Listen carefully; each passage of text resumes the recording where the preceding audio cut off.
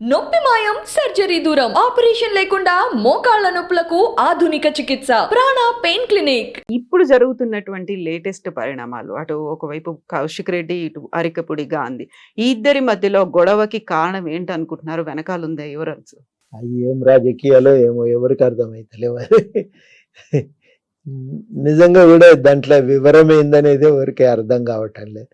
నేను అనుకోవటం ఏంటంటే ఎక్కడో ఒక దగ్గర రాజకీయాలను నడపవలసింది ఇట్లా కాదు.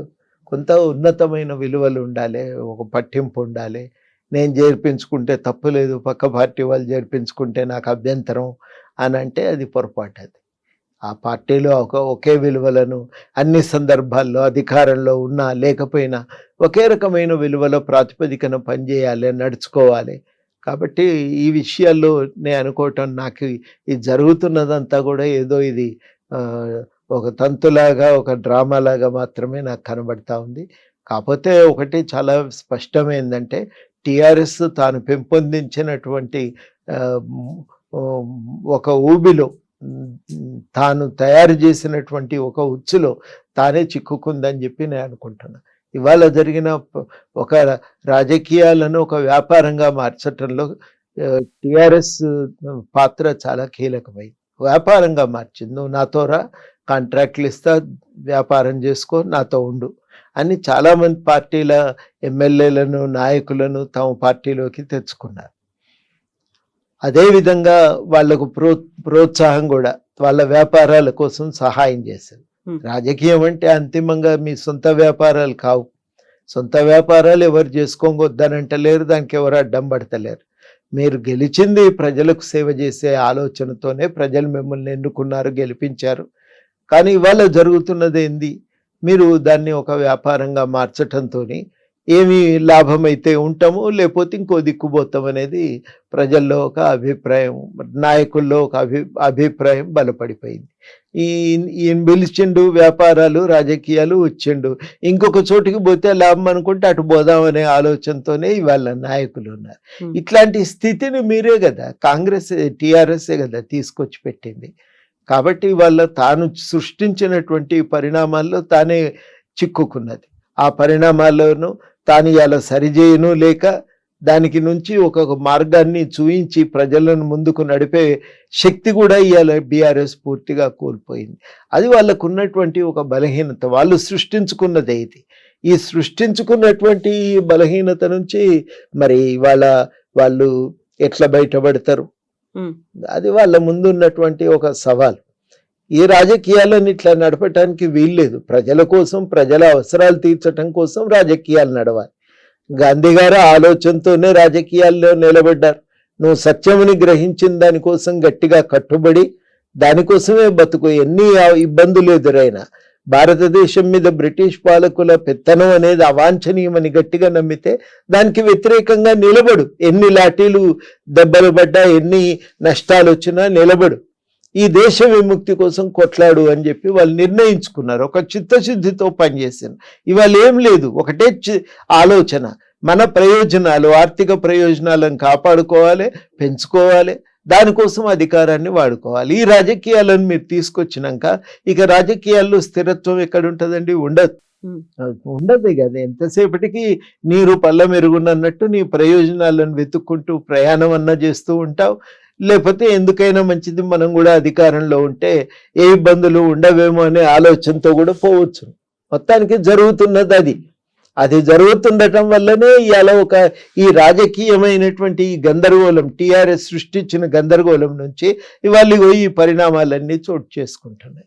తెలంగాణ ఉద్యమ నేపథ్యంలో కూడా బీఆర్ఎస్ పార్టీ, అప్పటి టిఆర్ఎస్ పార్టీ పదే చెప్పింది, సమైక్య రాష్ట్రంలో మా పార్టీ ఎమ్మెల్యేలనే మీరు ఫిరాయింపులకు ప్రోత్సహించిందే కాంగ్రెస్ పార్టీ అనేది. ఆ టైంలో టిఆర్ఎస్ పార్టీలో గెలిచినటువంటి ఎమ్మెల్యేలను కొనుక్కున్నారు, వాళ్ళకి ప్రలోభ పెట్టారు అనే మాట. ఉద్యమం అయిపోయింది, తెలంగాణ రాష్ట్రం వచ్చింది, ఇప్పటి నుంచి టిఆర్ఎస్ పార్టీ ఫక్తు రాజకీయ పార్టీగా మారింది అనుకున్నప్పుడు, సో ఇలాంటి ప్రలోభాలు కావచ్చు, లేకుంటే ప్రభుత్వానికి ముప్పు కలుగుతుంది అనుకున్నప్పుడు ఖచ్చితంగా అలాంటి పని చేయాల్సి వచ్చింది. అందులోనూ చట్ట వ్యతిరేక పని ఏం కాదు, వాళ్ళంతర వాళ్ళు వచ్చారు కాబట్టి జాయిన్ చేసుకున్నాము అనే ఒక మాట.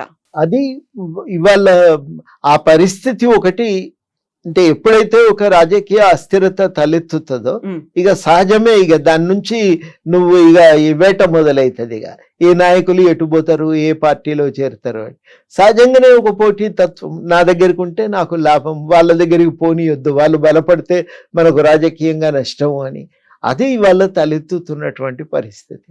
ఈ పరిస్థితి బయటపడటానికి ముందు టీఆర్ఎస్ తన రాజకీయాలను మార్చుకోవాలి. మనం ఒక విలువ కట్టుబడి నిలబడి ప్రజల కోసం ఒక పని చేద్దామనే ఒక తాపత్రయం ఉంటే, ప్రజా సంక్షేమమే మాకు పరమావధి అనేటువంటి అభిప్రాయం కనుక పెంపొందితే అప్పుడు ఈ గందరగోళం పోతుంది, తెల్లారికల్లా తుడిచిపెట్టుకపోతుంది. ఆ గందరగోళాన్ని తీసుకొచ్చింది బీఆర్ఎస్. తాను ఏ గందరగోళం వల్ల లాభపడవచ్చు అని ఆశపడ్డదో అదే గందరగోళం గుదిబండగా తయారైంది. ఆ రకమైన వాతావరణ కల్పన అది వాళ్ళకే ఇవాళ సమస్యలను తీసుకొస్తున్నదని చెప్పి నేను భావిస్తూ ఉన్నా.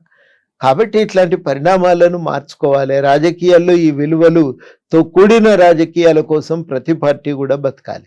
మేము అదే నమ్ముకొని ఉన్నాం, అదే రకమైన పద్ధతుల్లో ఆలోచిస్తున్నాం, అదే రకమైన ఆలోచనతో కూడా ఇప్పుడు నిలబెట్టడానికి పనిచేయటానికి ప్రయత్నం చేస్తున్నాం. అయితే గతంలో సీఎం రేవంత్ రెడ్డి సీఎం అయినటువంటి కొత్తలోనే ఒక మాట చెప్పారు, ఆ ఇంటి కాకి ఇంటి మీద వాళ్తే కాల్ చేస్తాము అన్న తర్వాత 10 మంది బీఆర్ఎస్ ఎమ్మెల్యేలను ఎలా చేర్చుకున్నారు, పార్టీ మారేలా ఎందుకని ప్రోత్సహించారు అనే మాట. వాళ్ళు ఇంకొక పార్టీలోకి పోతే అది వాళ్ళ మీమాంస. ఇలా పరిస్థితి ఏమైందంటే టీఆర్ఎస్ ఆ రోజు మలుపుకున్న రోజు సందర్భం వేరు, ఎవరెక్కడికి పోయే ఆలోచనలు లేరు. కానీ అప్పుడు అందరినీ ఒత్తిడి పెట్టి ప్రలోభాలకు గురి చేసి గుంజుకున్నారు. ఇవాళ ఏమవుతున్నదంటే నిలుపుకునే పరిస్థితిలో లేకుండా పోయింది టీఆర్ఎస్. ఈ వ్యాక్యూమ్ లో ఈ పరిస్థితుల్లో ఎమ్మెల్యేలు అటు ఇటు దేవులాడుకుంటున్నారు అవసరాల కోసం. ఇక ఆ సందర్భంలో ఉన్నాం మనం. ఆ సందర్భంలో తలెత్తిన పోటీ తత్వం నుంచే ఒకరిని కాదని ఒకరు పార్టీలు ఈ ఎమ్మెల్యేలను తమ వైపు తిప్పుకునే ప్రయత్నం చేస్తున్నాయి. అది జరుగుతున్నటువంటి వాస్తవం. సో ఇలాంటి పరిస్థితుల్లోనే అంటే మ్యాజిక్ ఫిగర్ అనేది ఉంది, ప్రభుత్వానికి ఎలాంటి ఢోకా లేదు, పక్క పార్టీ వాళ్ళని తీసుకోవాల్సినటువంటి అవసరం ఏముంది అని. సో ఈ మాట మీరు ఎప్పుడైనా రేవంత్ రెడ్డి గారికి చెప్పారా? దాదాపు అందరం కూడా చెప్పినాం, కానీ వాళ్ళు అంటున్న మాట కూడా నేను ఇంతసేపు మీకు వివరించిన. ఈ పోటీతత్వంలో అది ఏమైతుంది, అది ఒకటి పోతున్నది అన్నప్పుడు, ఒక శక్తి ఒక పార్టీని వీడిపోతున్నది అన్నప్పుడు అది మనతో అయినా ఉండాలి. ప్రత్యర్థికి పోతే అది పార్టీకి నష్టమే కదా, అది ఇంకొక పెద్ద కుంపటిని సృష్టించుకున్నట్టు అవుతుంది. అందుకని వాళ్ళ ప్రయత్నాలు వాళ్ళు చేస్తున్నారు. ఒరిజినల్గా అందరం చెప్పిందే ఇప్పటికి కూడా నేను చెప్తున్నవి, ఈ రకమైన రాజకీయాలు మంచిది కాదు, ఈ రకమైన రాజకీయాలను ప్రోత్సహించకూడదు. అది మరింత రాజకీయాన్ని ఉండేటువంటి విలువ పడిపోతుంది, దిగజారిపోతుంది, రాజకీయాలు దిగజారిపోతాయి. ఇది నా దృష్టిలో మంచి పరిణామం కాదు, అది నేను విస్పష్టంగా ప్రకటిస్తున్నా. కానీ టీఆర్ఎస్ తెచ్చిపెట్టిన ఒక కుంపటి ఇది. ఈ కుంపటిని ఎవరు ఎట్లా దాన్ని జాగ్రత్త పడతారు, మార్పుకు వేపుకు దీన్ని నెడతారు అనేదే ఇవాళ మనందరి ముందు ఉన్న కీలక ప్రశ్న. బహుశా ఆ పాత్ర నేను కోరుకునేదైతే కాంగ్రెస్ ఆ పాత్రని సీరియస్ గా నిర్వర్తించాలి. కుంపటిని రాజేస్తోంది కూడా, ఇప్పుడు దాన్ని కంటిన్యూ అయ్యేలా చేస్తోంది కూడా సీఎం రేవంత్ రెడ్డి అనుకోవచ్చు అంటారా? ఆయనే అట్లా మనం అనటానికి ఆయన చేతిలో లేదు కదా, జరుగుతున్న పరిణామాలన్నీ బీఆర్ఎస్ లో. కాబట్టి ఘర్షణ మూలం అక్కడ. సో ఇప్పుడు ఎందుకు సార్ సరికొత్తగా 10 ఏళ్లు గడిచిన తర్వాత నేను అసలు సిసలు తెలంగాణవాదిని, మీరు ఇక్కడ బతుకు తెరువు కోసం వచ్చినటువంటి ఆంధ్రావాది అనేటువంటి ఒక మాట వినిపించింది 10 ఏళ్ల తర్వాత. ఇప్పుడు కాంగ్రెస్ సర్కార్ వచ్చిన తర్వాత గతంలో ఉన్నటువంటి శక్తులన్నీ ఏకమవుతున్నాయి, తెలంగాణ వ్యతిరేక శక్తులు అనే మాట ఎందుకంత బలంగా వినిపిస్తోంది సార్? ఇది ఈ వాడుతున్న పదజాలము, జరుగుతున్న పరిణామాలు నా దృష్టిలో మంచివి కావని ఎందుకంటున్నానంటే, నేను 2 మాటలు చెప్పాలి. మేము తెలంగాణ కోసం కొట్లాడుతున్న రోజుల్లో చాలా పార్టీలు మాకు ఢిల్లీలో చాలామంది నాయకులు మద్దతు ఇచ్చారు. అందరూ కూడా తెలంగాణ రాష్ట్రం సిద్ధించిన తర్వాత వాళ్ళని కలిసి కృతజ్ఞతలు తెలియజేసినప్పుడు వాళ్ళు మాతో సూటిగా ఒకటే మాట కోరినారు, ఎట్టి పరిస్థితుల్లో కూడా విభిన్న ప్రాంతాల ప్రజల మధ్య ఘర్షణ చెలరేగకూడదు, మంచిది కాదు అది, మీరు మాకు మాట ఇవ్వాలి అని కూడా అన్నారు కొంతమంది నాయకులు, రాజ్నాథ్ సింగ్ లాంటి వాళ్ళు. సరే, మేము ఆ రోజు రాజ్నాథ్ సింగ్ గారికి మాట ఇచ్చినాం, జరగనీయం మేమైతే, మీరు ఆ అనుమానం అవసరం లేదు అని వివరణిస్తే, నాకు అవన్నీ చెప్పకు, ఆపుతారా లేదా అని అన్నాడు. ఆపుతాం సార్ అన్నాను. ఉమ్. జయరాం రమేష్ లాంటి వాళ్ళు కూడా అన్నారు. నిజంగా ఏంటంటే ఇవాళ ఆ రాజకీయాలను మళ్ళీ మనం ఈ రూపకంగా వాడుకోవాల్సిన అవసరం లేదు. తప్పనిసరిగా తెలంగాణ అస్తిత్వ పరిరక్షణ కానీ, తెలంగాణ స్వీయ అస్తిత్వ పరిరక్షణ కానీ, తెలంగాణకుండే వనరుల పరిరక్షణ కోసం కానీ నిలబడటం అనేది చాలా అవసరం. దాని విషయంలో నాకు రెండవ అభిప్రాయం లేదు. మనం మన భాషను సంస్కృతిని కాపాడుకోవటం మనందరి బాధ్యత. ఆ పని చాలా సీరియస్గా జరగాలి. తెలంగాణ రాజకీయ అస్తిత్వాన్ని కూడా పెంపొందించాలి, బలోపేతం చేయాలి. దాంట్లో కూడా ఏమీ అనుమానం అవసరం లేదు. కానీ దానికోసం ఈ రకంగా పరిభాష వాడవలసిన అవసరం లేదు. ఇవాళ మనం ఎవరి పెత్తనంలో లేము, ఎవరి దబాయింపులకి వల్ల మనం ఒత్తిడికి గురి కావటం లేదు. ఇవాళ మనం తెలంగాణ వాళ్ళని చేయవలసింది ఏంటంటే ఇక్కడి సంస్కృతిని, ఇక్కడి భాషను, ఇక్కడి అస్తిత్వాన్ని కాపాడాలి, దాన్ని పెంపొందించాలి, విస్తృతపరచాలి. అది తెలంగాణ అస్తిత్వానికి ఒక ప్రాతిపదికగా మారాలి. అట్లా మనం ఒక ప్రయత్నం చేయవలసిన సమయమే కానీ ఈ రకమైన వ్యాఖ్యానాలు చేయకూడదు. మేము ఉద్యమ సమయంలో కూడా వాటిని ప్రోత్సహించలేదు, ఇవాళ కూడా ఇట్లాంటి వ్యాఖ్యానాలను ప్రోత్సహించటం లేదు. నిన్న మొన్నటి దాకా మేము వెంటేసుకొని తిరిగి ఇవాళ మాట్లాడితే ఎవరు దాన్ని నమ్మరు కూడా. అది చాలా విపరీతంగా అది ఈ ప్రాంతీయ అస్తిత్వము ఏదైతే బలపడుతుందో, అంటే ఈ రకమైనటువంటి ఒక ఉన్మాదం బలపడితే లాభం అని ఆలోచిస్తాయి పార్టీలు, కానీ అది మంచిది కాదు, అది నష్టం చేస్తుంది.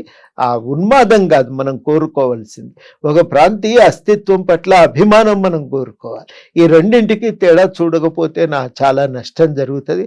ఉన్మాదాన్ని వదిలిపెట్టాలి, అస్తిత్వ పరిరక్షణ కోసం గట్టిగా పనిచేయాలి. ఇది నేను స్పష్టంగా చెప్పదలిచాను.